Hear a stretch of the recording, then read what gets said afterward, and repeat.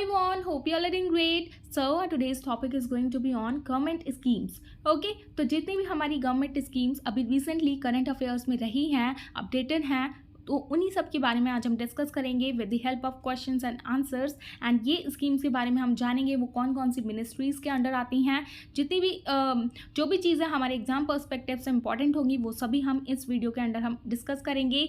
And ये जो scheme है ये अभी लेटेस्ट लॉन्च हुई है, तो उन सभी के बारे में हम डिस्कस करेंगे। एंड ये आपके एग्जाम पर्सपेक्टिव से भी इसीलिए इंपॉर्टेंट हो जाती हैं। Okay, so without any further ado let's start with topic which is government schemes.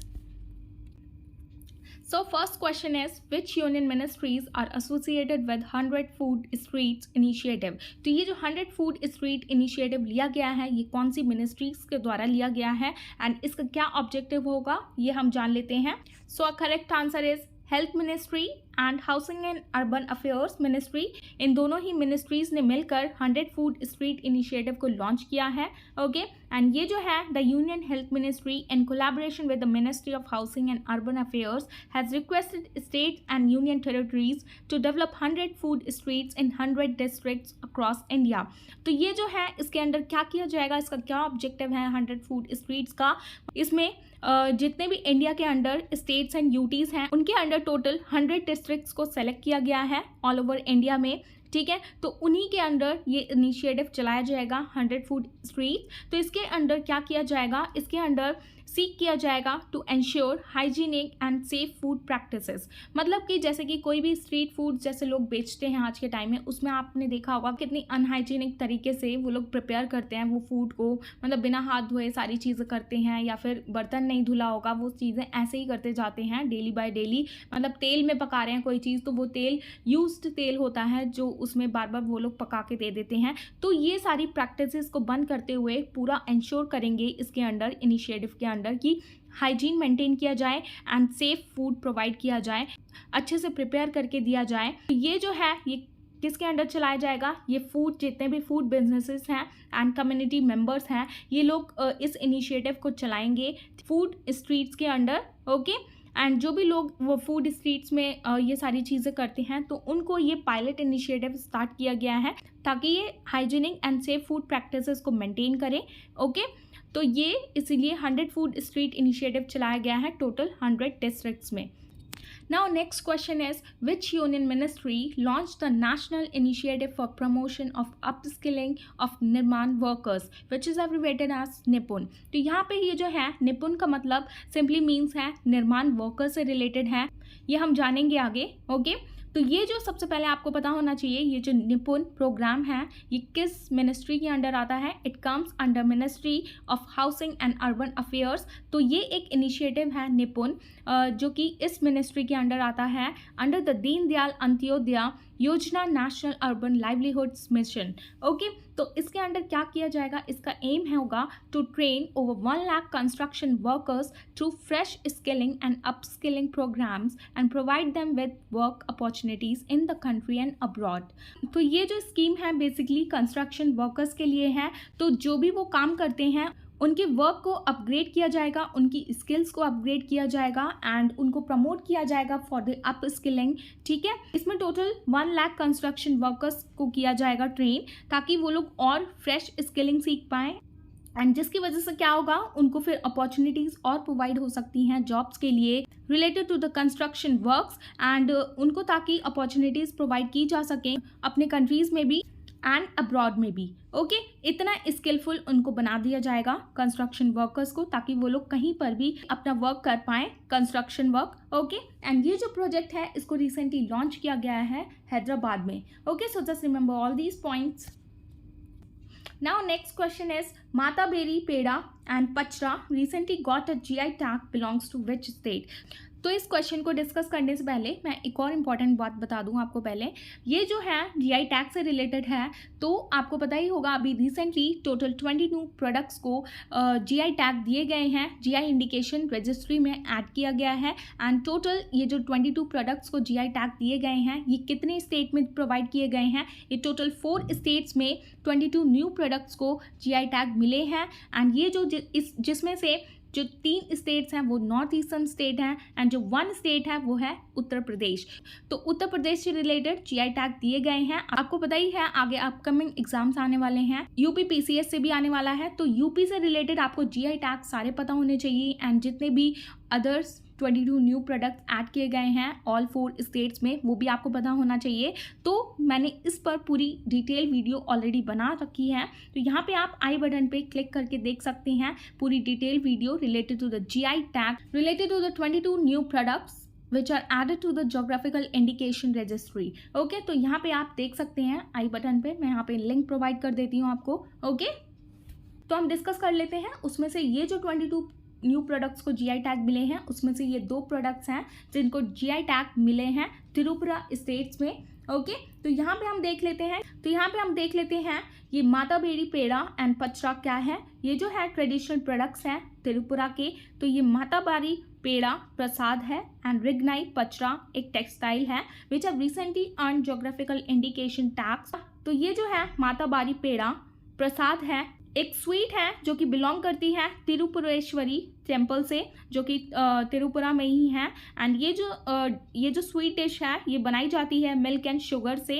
Okay, माता बारी पेड़ा प्रसाद एंड ये जो रेगनाई पचरा टेक्सटाइल है ये ट्रेडिशनल हैंड वूवन अटायर है जो कि सिंबलाइज करता है त्रिपुरा के कल्चर हेरिटेज को, वहाँ के कल्चर को दर्शाता है ये textile. Okay, so just remember all these points. यहाँ पे आप ये वीडियो देखना मत भूलिएगा, आई बटन पे मैंने लिंक ऑलरेडी प्रोवाइड कर दी है आपको। Okay, so just remember all these points. Now next question is which is the first state to provide digital health cards for children? ऐसा कौन सा पहला स्टेट बना है जिसने अभी चिल्ड्रंस के लिए डिजिटल हेल्थ कार्ड निकाला है जिसकी वजह से वो अपना इलाज करवा पाएँ। ओके, तो ये जो स्टेट है वो होगा उत्तर प्रदेश। ये बहुत ही ज़्यादा इंपॉर्टेंट हो जाता है। ओके, एंड ये एक स्कूल हेल्थ प्रोग्राम है जिसके अंडर ये डिजिटल हेल्थ कार्ड्स प्रोवाइड किए गए हैं चिल्ड्रंस को recently by the urban development department and Lucknow smart city. तो ये लखनऊ स्टेट में प्रोवाइड किए गए हैं चिल्ड्रन को, तो आप याद रखिएगा उत्तर प्रदेश में। Now next question is reward program is assisted by which institution in India? तो ये जो है रिवॉर्ड प्रोग्राम, तो ये इसको किसने असिस्ट किया है, फंड्स किसने प्रोवाइड किए हैं इससे रिलेटेड, तो वो होगा वर्ल्ड बैंक ने। तो सबसे पहले हम जान लेते हैं what is the full form of रिवॉर्ड। तो ये जो है रिवॉर्ड which simply stands for rejuvenating watersheds for agricultural resilience through innovative development. तो ये सिंपली रिवॉर्ड की फुल फॉर्म है। ये एक प्रोग्राम है जिसको सहायता प्रोवाइड की है वर्ल्ड बैंक ने। ओके, तो ये एक इनिशिएटिव है that is being implemented from 2021 to 2026 तक। ठीक है, तो ये 2021 से लेकर 2026 तक चलाया जाएगा इस इनिशिएटिव को, रिवॉर्ड प्रोग्राम को। तो ये एक इनिशिएटिव है, आपको पता होगा वाटरशेड प्रोग्राम जो होते हैं, जैसे कि पहाड़ है यहाँ पे, तो यहाँ पे नदी आती है, तो ये जो यहाँ पे क्या किया जाता है, यहाँ पे अलग अलग चैनल्स निकाल दिए जाते हैं उन नदी के। तो वहाँ पे क्या किया जाता है, तो वहाँ पे जो भी फार्मिंग की चीज़ें की जाती हैं, एनवायरनमेंट वहाँ पे जो भी लगाया जाता है, पेड़ पौधे लगाए जाते हैं, तो ये अलग अलग स्ट्रीम्स में बांट के ये रिवर्स को ऐसा वहाँ पे कर देते हैं स्ट्रक्चर, ताकि वो पानी सब जगह जा सके एंड जो भी एक्स्ट्रा पानी जो नीचे गिरता है वो लोग उसको सेव कर लेते हैं ग्राउंड वाटर में। तो ये जो सिस्टम है ये वाटर शेड है इसको बोला जाता है। तो इसमें इसी से रिलेटेड है ये रिवॉर्ड प्रोग्राम। तो यहाँ पे आप देख सकते हैं rejuvenating watersheds for agricultural resilience. तो ये जो भी पानी पहाड़ों से आता है ऊपर से, ये स्ट्रीम में बहते हुए जो भी एक्स्ट्रा पानी नीचे इकट्ठा होता है तो वो ग्राउंड वाटर में वो लोग सेव कर लेते हैं एंड इसी वाटर को ताकि वो लोग रेजुमिनेट करके फिर से वो लोग एग्रीकल्चर की चीज़ों में यूज़ कर सके। ठीक है, फार्मिंग में यूज़ कर सके हमारे जो फार्मर्स हैं, तो ये चीज़ें इसमें की जाएंगी, उस पानी को सेव किया जाएगा। तो ये जो चलाया जा रहा है इनिशिएटिव, ये चलाया जाएगा 2021 से लेके 2026 तक एंड इसमें जो हेल्प प्रोवाइड की है ये है वर्ल्ड बैंक। इस ऑर्गेनाइजेशन ने हेल्प की है हमारी इस प्रोग्राम में। ठीक है, एंड ये जो है इसका जो इम्प्लीमेंटेशन है ये अभी रिव्यू किया गया है recently by the secretary of department of land resources and the world bank team. तो आई होप आपको समझ में आया होगा ये रिवॉर्ड प्रोग्राम किससे रिलेटेड है। ये बेसिकली वाटरशेड से रिलेटेड है। Okay, so just remember all these points.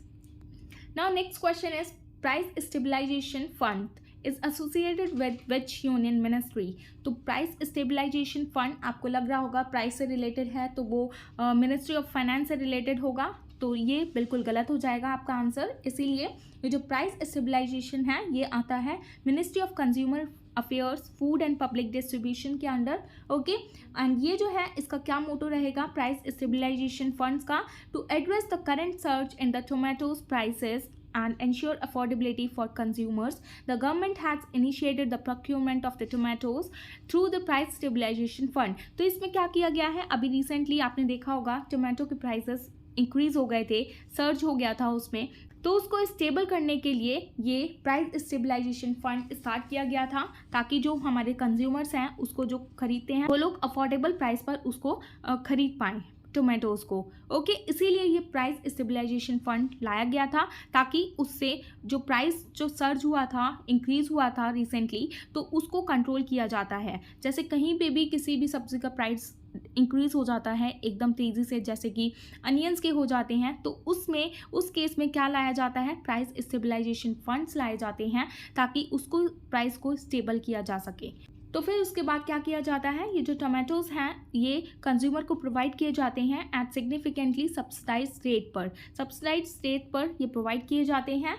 And यहाँ पे और बैकग्राउंड इंफॉर्मेशन लेने के लिए ये जो प्राइस स्टेबलाइजेशन फंड है इसको सेटअप किया गया था 2014 एंड 15 के मिड में under the department of agriculture, corporation and farmers welfare. तो यहाँ पे आप एक चीज़ याद रखिएगा, ये जो है प्राइस स्टेबलाइजेशन फंड इसको इस्टेब्लिश किया था 2014 टू 15 के मिड में under the department of agriculture के अंडर। बट रिसेंटली अभी क्या किया गया था, कुछ साल पहले इसकी मिनिस्ट्री को ट्रांसफ़र करके इसको लाया गया था डिपार्टमेंट ऑफ कंज्यूमर अफेयर्स के अंडर 2016 में। ओके, तो ये चीज़ आप याद रखिएगा। इसीलिए ये जो प्राइस स्टेबलाइजेशन फंड है अब ये आता है ministry of consumer affairs, food and public distribution के under. Okay, so just remember all these points. So this is the end of the topic and I hope you found this video informative, and if you found this video informative please give it a thumbs up, and for more informative videos please like, share and subscribe to my channel which is Study Education. And thanks for watching. Bye bye, take care, see you in the next one.